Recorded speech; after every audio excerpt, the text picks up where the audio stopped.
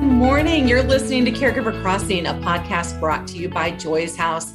We are so happy that you're here. You've been listening to the best of Caregiver Crossing, and we're back with you here. So I am Tina McIntosh. Who are you? I'm Terry Stacy. It's good to talk to you. Aww. I know, it's been too long. We're here I know it. And so we're all back together again. Great guests, plenty, but we're here every week. And we've got those experts that are from around the country providing us some comfort and resources and a lot of joy to all of you, our caregivers. It really serves to embrace the family caregivers of today and tomorrow. So thank you. Thank you so much for being here.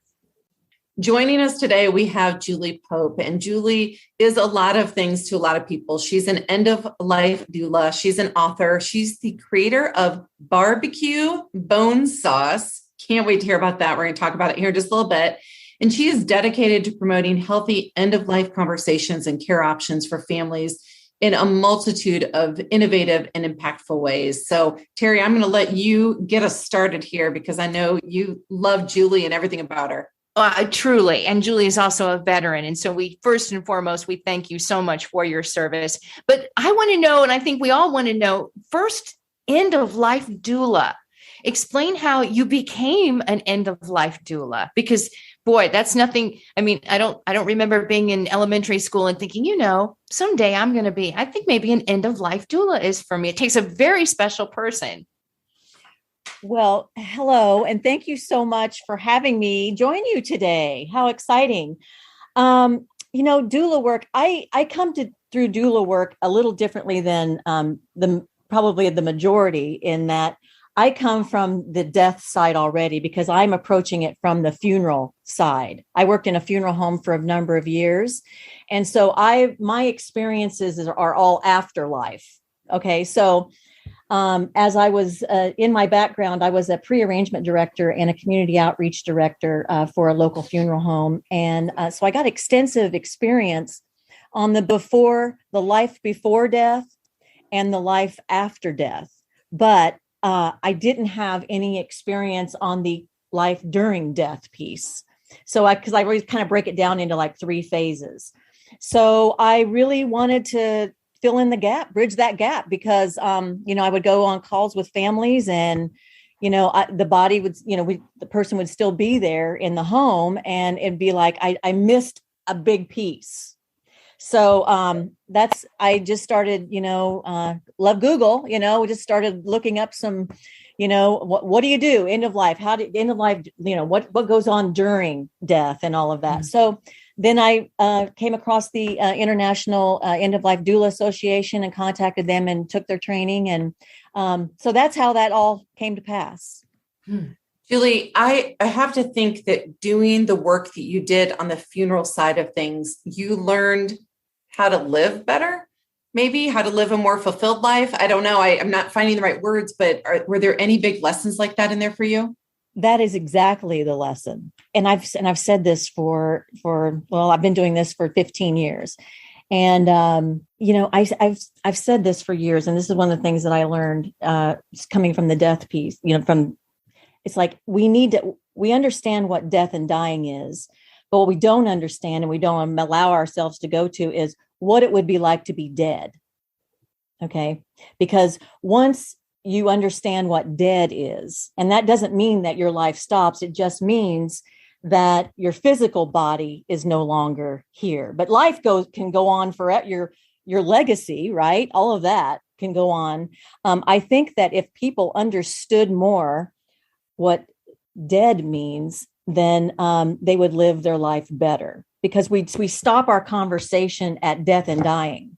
But there's another whole part, in a cemetery, the stories go on, 5 years, 10 years after someone's passed, they still have visitors, maybe, or not, they still have, people still have lives, even though they're gone. Does that make sense? Yeah, I think it does make sense. And I think maybe I was going to ask you about the process. And when you come into a situation, what do you do? What is your role?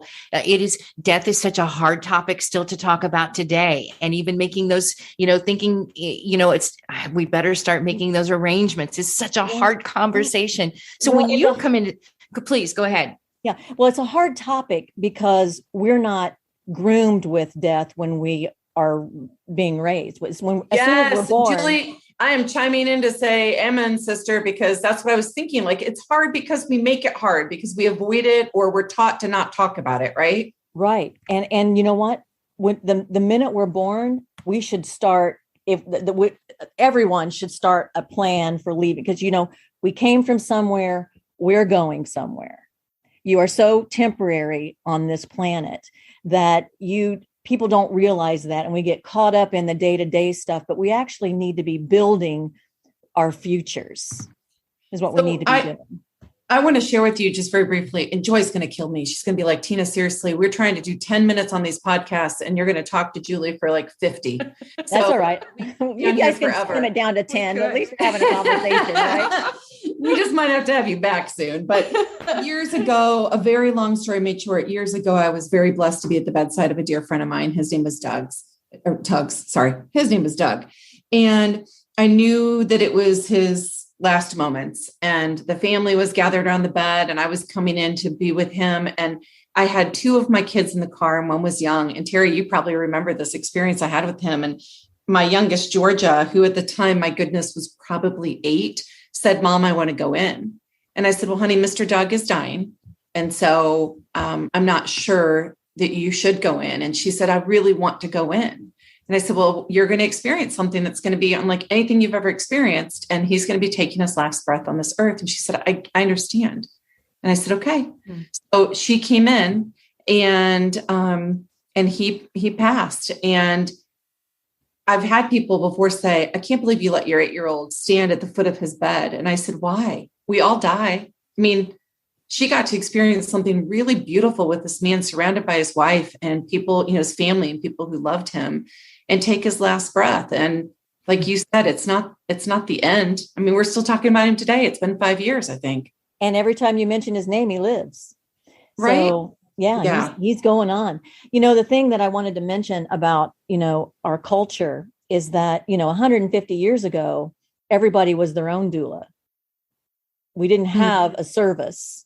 We children were born and raised, and families children were exposed to life, birth, and death in the home. The grandmother or someone that passed in those days would be laid out on the dining room table for a week so that people could come over and pay their respects. There's just, the history, we just need to look back at where we came from. A lot of times, even with the green burial movement and those types of things that are surfacing now. And that is, it makes an old idea look like a new idea, and it's really not. It's does that make sense? The culture is that we've become so institutionalized about death and dying that we're not embracing it.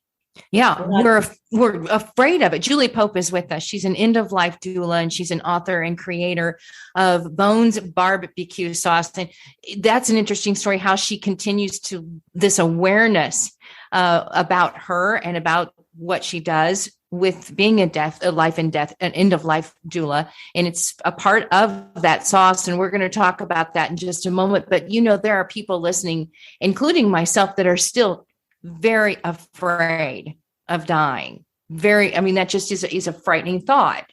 And those last breaths you're going to be taking, what's going to happen. What do you say to people that still are just so afraid of that time coming? Well, there's no magic words. Every person has their own experience and feelings about end of life processes. Education ahead of time cures a lot of those ills because, that's a fear killer. Fear is the thing that's keeping you from embracing the end of your life. And that can be just as beautiful as your life, as your birth. Not all births are beautiful either. So,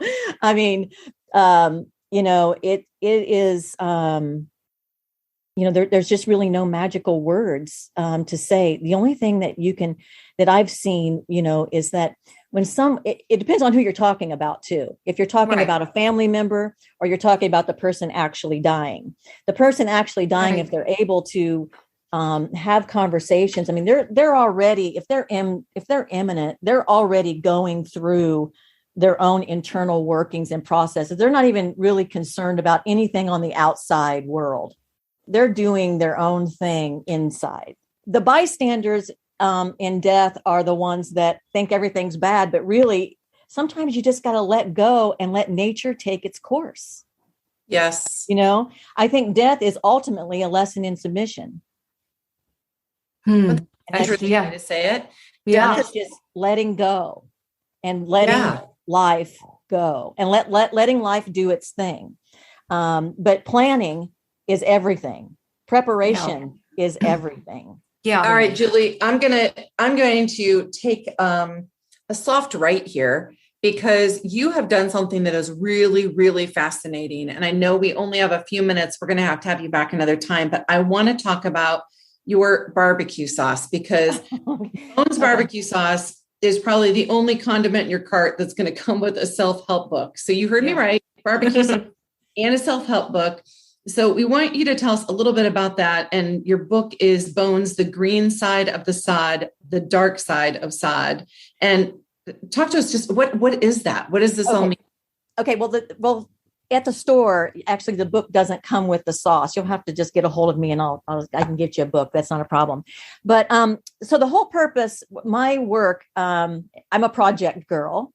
And so I wanted to create, when I left funeral service, I wanted to create conversation icebreakers for people about death and dying. And I had the message already. I had everything together, but I didn't have the canvas in order to put that message on. My husband is a food scientist, and we had a barbecue sauce that he had developed, and it was in our cabinet, didn't have a label on the bottle. And I decided to just make the label. I had to put a message on something that humans need. So it's going to be food, utility, something, right? So I ended up putting on food. And so I was just looking for a canvas. The idea with BONZ, the inside tells its own story. And I'll just tell you very quickly that I entered both of my sauces in a world's competition in Kansas City in 2019 called the American Royal Barbecue Sauce World Series. There were 400 sauces sent in, representing 38 states, 8 countries. And BONZ won best sauce on the planet. What? I took best of show out of 400 sauces. It's so crazy, from Indiana. I mean, it's great story. So crazy. But the idea on the label, the book is the explanation on the label of the bottle. So the label is a tombstone, and the name on the stone is Barbecue BONZ. And that's spelled BONZ. And the epitaph on the stone is that it's to die for, but the message is that you live fully, that you enjoy your life. And the book is just explains that. So I titled it The Dark Side and Green Side of Sod, because when I was looking to do the title, I was doing a demo for Kroger in Northern Indiana, and for their grand opening. And I was trying to figure out how I could title the book. And this elderly man came up to me on a walker, and I said, "How are you today?" And he said, "Well, I woke up on the green side of sod, so I'm happy." He goes, "It sure beats the alternative, the dark side." And he walked away, never saw him again. And I'm like, that's it. So it's a flip book, actually. One side is the green side. He was talking about a grave plot, right? So one side is the green side, and you flip the book, and it's the other side is the dark side. So, and that's life and death. You're brilliant. And it's a survivor guide. Thank you. That it's a survivor guide. It's just really a book of seeds. I'm just planting seeds about end of life. It's a conversation icebreaker. So if you have somebody that doesn't feel comfortable talking about death and dying, hand them a book or hand them the sauce or something. So anyway, that's how I started that. I love it. So good. So good. You can get it at all the Kroger stores in the meat department in Indiana. Okay. Oh, Julie, it's so good to have you with us. Truly great to meet you. Julie Pope is her name, from up Northern Indiana a little bit. End of life doula, author and creator of BONZ barbecue sauce. And it is unbelievably good. And so are you. Thank you so much for joining us today, Tina. Thank you. I'm glad, Julie, you're here. And I love your innovation. I love your spirit. I love what you're doing in our community. So she's a West Lafayette girl, Terry. Yeah. West Lafayette girl. Go Boilers. All right. As we close the show, I just want to remind you that if you have ideas for Caregiver Crossing, or if you need connection with anything, send me an email. I'm tina@joyshouse.org, and we'll help you through this journey of caregiving. Happy that you're here, and we're going to be back next week with another new show. So until then, take good care of each other, and we'll see you next week. Thanks all.